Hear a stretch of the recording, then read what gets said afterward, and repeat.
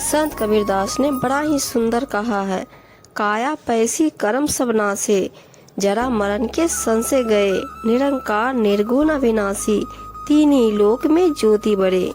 कृत कर्मों से प्रभावित होने वाले कारण शरीर के अंदर से चेतन धाराओं को अंतर्नाथ की आराधना के द्वारा बाहर निकालकर अभ्यासी सदा के लिए कालजाल के घेरे से परे हो जाता है। प्रबल कर्म फल के ऊपर किसी भी ऋतुओं का प्रभाव नहीं पड़ता।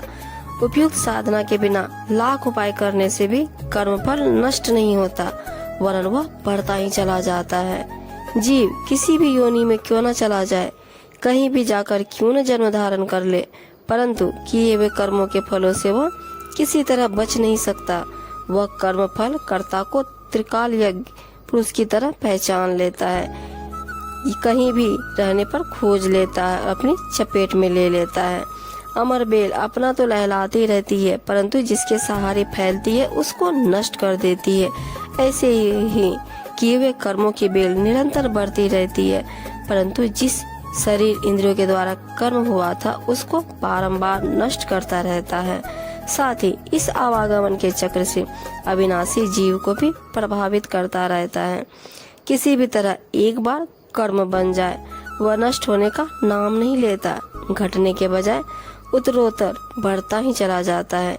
इसकी अभिवृद्धि के लिए किसी भी राशन पाने की जरूरत नहीं, बस जैसे सृष्टि का चक्र व काल का चक्र अनवरत चलता रहता है अथवा घूमता रहता है, वैसे ही यह कर्म का चक्र यह जीव को 84 लाख योनों में घुमाता रहता है। किसी भी तरह एक बार कर्म तो हो जाए, बस इसकी करामात देखते रहिए कि यह कर्ता से क्या क्या कराता है और कहां कहां लेकर जाता है।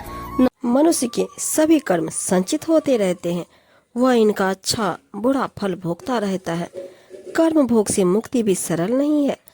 कर्म फल के भोग से मुक्ति पाने के लिए कर्म का उद्देश्य और स्वरूप बदलना आवश्यक है। कर्म के विभिन्न रूप हैं। जिन कर्मों को करने के लिए मनुष्य विवश है, वे कर्म का पहला रूप है। जीव अपनी रक्षा दृष्टि से जो भी कर्म करता है वे सभी इसके अंतर्गत आते हैं। जो कर्म अपने तथा दूसरों के लिए हानिकारक होते हैं, मूढ़ भाव में किए गए वे कर्म भयंकर हिंसाजनक तथा आसुरी प्रवृत्ति के होते हैं।